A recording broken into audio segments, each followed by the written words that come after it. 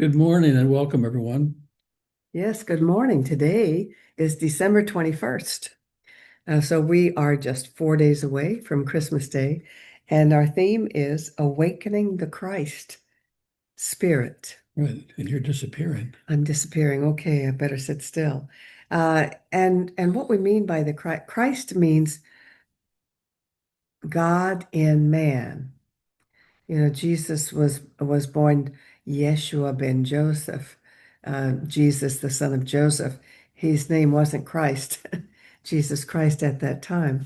And so this is what we want to honor, the the God in man. And that is the Christ message. So I'd like to start with this passage.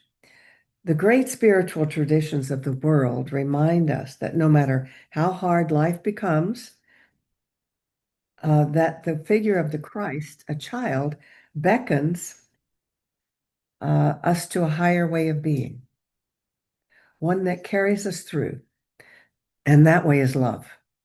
This is what Christmas is truly about. More than anything else, Christmas calls us to remember that we are givers and that we are never more fully ourselves, never greater than when we give and live from our highest vision. So that's what we want to focus on today. And this idea that uh, God in man, that Jesus came as the great Example. example, not the great exception. People made him the great exception. And we think that's sort of a cop out that then people don't have to try to be as good and kind as he was because he was the Son of God. Therefore, we get a pass. And I and I truly believe he came as the great example for us to follow. So, the Jewish tradition was very self-protective out of necessity because to keep their religion pure in their mind, they felt like they had to be protective of it that way. And so Jews were not allowed to eat with other people. They were not allowed to circulate with other people. And Jesus uh, changed that. He broke those rules, and he believed that we were all children of God. The story of the Good Samaritan was one of those stories where it was actually against their Jewish rules to touch anyone else that had blood. So we assume the Good Samaritan on the side of the road may have been bloody. So they were not allowed to touch him. And yet Jesus, you know, said he's a human being. We need to help this person. So he was the great exception in that way, but he was an exception as a teacher. And this was also common for prophets. I think he considered himself a prophet. And prophets of the Jewish faith would challenge the traditions and the leaders. They would challenge their kings if they thought they were not doing the right thing. Unless we challenge those things, how then will we find the truth?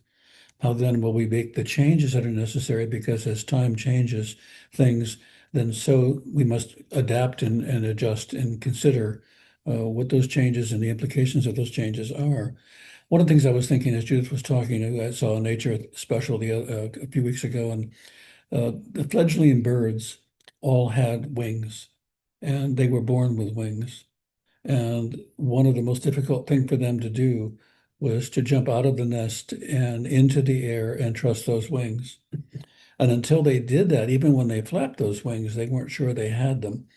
And when they first jumped out of the nest, they fell, and then they began exercising those wings, and they found out they too were angels. They too had all the stuff that's necessary to fly. And I think we often don't trust our own wings. We don't trust that we have God in us because either we have said we can't fly and we don't try, or we've said, I'll try, and it hasn't worked out as well as we wanted to. So we've said, oh, that's not for me. That's not something I can do. And so I think we need to trust our own wings. We need to trust that inherent part of us that is God in us. If we don't exercise it, if we don't try to do something that is maybe greater than we had imagined, like trusting ourselves and loving people that don't seem very lovable, and allowing ourselves to be more than the headline news, and allowing ourselves to do more than follow the headline news, but to follow our heart. If we do that, we find the God in us alive and well. So what I've discovered is that very often I protect the God in me as an idea, but I'm not willing necessarily to demonstrate the God in me. I'm willing to protect my wings, but I'm not necessarily willing to fly. And so for all of you out there today, I'm inviting you, flap your wings, get comfortable with them, and know that God in you as you can fly. And that's So, pretty much it. so I want to read a quote by, Although I want to amend that. For those of you that don't trust your wings and can't fly, then dance. I'm looking for a quote by Ernest Holmes Yeah, here, that's a good quote. but I can't find it right now. So um, I'm going to share another one by Evan Hodkins from the School of Alchemy. He said, considering the perilous nature of the present moment, we reckon a Merry Christmas is nowhere in sight. All the more reason to have a truly deep one instead. And that all starts by making ourselves into a manger. Christmas is that point in time when the light of heaven contradicts the chaos of earth. Therefore, let us ferociously contradict the earth as never before by not merely celebrating Christmas, but by becoming it instead. The Nativity of Christ is the story of God wanting to get inside humanity. Jesus was the prototype for that experiment. Let us avail ourselves accordingly and be the embodiment of God every single day of our worldly lives. Let us, from this moment forward and without the slightest hesitation, be Christmas. I think that's It beautiful. is. It really is. And we believe that God is in every human being. And it's to us to recognize it and be that divine self that all of us have. And we do that by avoiding fear, because when we become fearful, we see the other as the enemy, and and that is not the truth and not good for us. A Course in Miracles talks about there really just being two emotions, fear and love. And Christmas is a time of love, but for many, it's still a time of fear. The fear is sometimes subtle. I won't get the best possible thing that I need to buy for somebody. I'll miss the sale. I won't be able to pay back the debt that I've created. The fear is sort of all the time there present. And we have to literally decide whether we're going to be in fear or whether we're going to be in love. And love is kindness, love is generosity, love is feeding the cat and feeding the dog and petting the neighbor's pet if they don't bite you. And it's doing all of those things that would engender connection as opposed to fear, which is all about disconnection. I need to isolate, insulate, protect. And you want to look at your own actions and your own behaviors over the next few weeks and notice how much you self-insulate to protect and how that is fear-based. And when we're in fear, we're in reaction. We're not able to choose a course of action when we're in fear, the same as when we're in love. When we're in love, generosity seems to be so natural and easily accomplished. We want to share, we want to give, we're incredibly fun to be with. And when we're in fear, we're exactly the opposite of that. And what I've noticed at this particular time of the year is there's a lot more energy focused on generosity and caring and warmth and love. And there's also competition for make sure that you get the best sale, you get the best product, and be careful because the new year's coming and we may all die. The apocalypse is always around the corner. We have to choose which of those are we going to give our attention to. And even if the apocalypse is around the corner, it's not right here, right now. So how will we love? How will we care? How will we celebrate this Christmas if it's one of many, many more wonderful Christmases we're going to have, or it's the last one we're ever going to see? Either way, the question is really not what's next, but what's right now. How will we be in this moment right now? And I think there's a lot of competition for our attention, and there's more competition for our attention around fear-based things than there is love-based things. And so we have to decide that. So love is letting go of fear. Yes, walking around it, setting it aside, and one of my heroes, Albert Ellis, used to say, "What's the worst possible thing that could happen?" Very often we operate as if the worst possible thing that could happen is about to happen without having identified it. When we identify, what's the worst possible thing that could happen? I'll be dead in 10 minutes or in 5 minutes, or I'll be dead and what are the odds based on past Not experience? likely. Not likely. So since it's not likely, okay, I'll set that aside. And we have to set aside the things that we're afraid of on sometimes even on a minute-to-minute basis, because sometimes life can be very scary. I noticed the other day driving home on I-95, for those of you that don't know I-95, you all have an I-95 somewhere. And the cars all of a sudden came to a screeching halt, as did I. And I was listening to NPR, National Public Radio, and I had a choice. Will I continue to listen to NPR, or will I stop listening even though the radio is on and start complaining and start feeling bad and angry that I had to be in the wrong lane? And I was in the right lane for listening. I was in the wrong lane for getting to the place I had decided to go. And then my lane began to pick up, and I found that I was actually in the right lane because the lane that had been passing me was now standing still. And then we did this 3 or 4 more times. So the truth is, we're in the right lane. What are we going to give our attention to? And when we give our attention to anything that's positive or anything that's good or anything that has kindness and love as a part of it, everything changes. Indeed, indeed. You had an Ernest Combs quote, though. I did. Here it is. Oh. Here it is. God, the Divine Father, never had but one son. This son is being born at every season, in every place, through all races and all nations. Every birth is a divine event. Every conception is immaculate. Every child who is born in the world represents the Son of the Eternal Father. That's by Ernest Holmes, our founder. And if I were going to rewrite that today, I would say God, the Divine Mother, Father, Father, Mother. Because I think it is so easy, without even thinking about it, to exclude gender, exclude you, exclude culture, exclude race, exclude wealth, exclude poverty, exclude. We live in often a world of exclusions rather than inclusions. That reminds me, I'm going to bring this a little closer because I'm fading into the background. There we go. We saw on the Mormon Christmas Oh, yeah. special show. And we're not inviting you to become Mormons, okay? This wonderful example of Christ in man. And it was a story of a little 6-year-old boy in Africa who woke up one morning and found that his family had abandoned him. They had taken the younger children and gone and hidden in the jungle because they were worried about an attack. But they thought he was old enough to survive on his own. Yeah, most 6-year-olds are good for that. Yeah. And so this little boy ended up, being an orphan and traveling to cities and sleeping in uh, just sleeping in hallways and where he could for many, many years.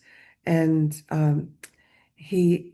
I can't remember how He was finally adopted by some caretakers who allowed him to work for them in the house. And they incentivized him to do more and supported him to do more. And we don't know a lot of what happened after that, but once in this family as a worker, not as a young teenage worker, 14 or so, he was still working in the house. He wasn't going to school. He wasn't doing the things that kids do. He was working all of the time and living in whatever quarters they had. But that was better than where he had been, which was on the streets. on the streets, yeah. And so he started a number of businesses. I don't remember which one came first, but he ended up becoming quite a wealthy businessman with a number of businesses. Yeah, and he was doing really, really well and had the cars and the house and the children and the wife and everything that you could possibly have. 8 So, children, I think he had. right, so he had gone from absolute worst poverty to absolute best wealth. And one that's the important piece of this right now is that when we go through difficult times and move into good times, it doesn't mean that there's nothing left to do. So he had an epiphany, and that epiphany was when he faced some children, I think it was some children like himself that Oh, had, they asked him for money and that's he right, didn't that's have right. any on him. Yeah. And so he said, sorry, I don't have any. Oh, and they Right. stole his car. And they stole his His car. beautiful car. And he said that was a turning point when he didn't lament the loss of his car. He lamented the loss of having done anything that would make a difference, anything that could improve the world. So he at that point started going into the community. Well, first he went home and he said, we're going to make some changes. And this is really important. We're going to make some changes. And the changes we're going to make is we're no longer going to live in a palace. We're no longer going to have an expensive car. You kids aren't going to have everything you want. They turned the house into a kind of orphanage. And that eventually expanded into a school. And that expanded into him actually supporting in one way or another, I believe the numbers were 30,000 different people, children, because it was them, their children, and then their children, and then their children. So it was generational. It wasn't just the ones he helped, it was the ones he helped that helped, the ones that he helped that had children of their own. And so it was an extraordinary thing to do. And he gave his wealth up and became wealthy in another way. He became a minister. Yeah, He yeah. sold his businesses and became a minister. And used all of his wealth to support the children and the work that because the work is never done. And so, it's interesting to think about, and I immediately thought about because I've often fantasy what it would be like to win the lottery. And then the question that I ask myself is, what would I do that wasn't about me? What would I do that wasn't about those immediately related to me that would do better if they had more money? What is it that you would do? And then the real question is there any of that that you can do now? Mm. And what's the least you could do to move in the direction that you'd be moving if you had extraordinary wealth? And why that's important is that's a message to the universe that you are up to whatever comes to you to support that. Remember, whatever you hold in thought and in mind becomes real for you at some level and becomes through the law of attraction what you're going to have more and more of. He was attracted to those who had experienced what he had experienced, the poverty he had experienced. Mhm. But he also recognized what he And the had. abandonment. Yeah, and he recognized what he had and what he could do with that. And I think very often we don't recognize what we have because we're busy trying to have more. We Mhm. often don't realize we can give away what we have and there'll be room for more. I have I had a large mug collection, and I collected it over the 50 years of trading artwork for mugs. So these wonderful mug collection. And I realized when I looked around that I had several mugs stacked on a shelf 3 or 4 deep, which means I can't see anything except the one in front. And I thought, I'm going to give 2 of these away or 3 of these away to people that I work with. And you would not believe the appreciation when they received these mugs and knew there was a history of 30, 40 years with each of these mugs that they came from artisans. One of them said, "Oh my God, this was made the year I was born." And so the joy of giving away some of what you have that has a connection. The reason that I have this collection is because every single one of these mugs has value and meaning to me. But there's a point at which the value and meaning could be given to someone else. So what do you have in thought, in mind, or in actual physical experience that you're willing to share that maybe you haven't shared? And maybe that's the time to discover your wings. Great example of And I a told these people, lot in love. if you don't behave, I'm taking the mugs back. And And the policy where he works is that you exchange a gift with one person, yeah, and that keeps it reasonable for people financially. But that he gave multiple gifts made it all the more special. So, so we hope that you this Christmas are enjoying the giving, yeah, as well as the season of love, the season of remembrance of God in man, because Jesus is the great example. And he wanted us to do as he mhm, did, not just worship and say, oh, well, he could do that because he was the only son of God. No, we're all sons and daughters of God.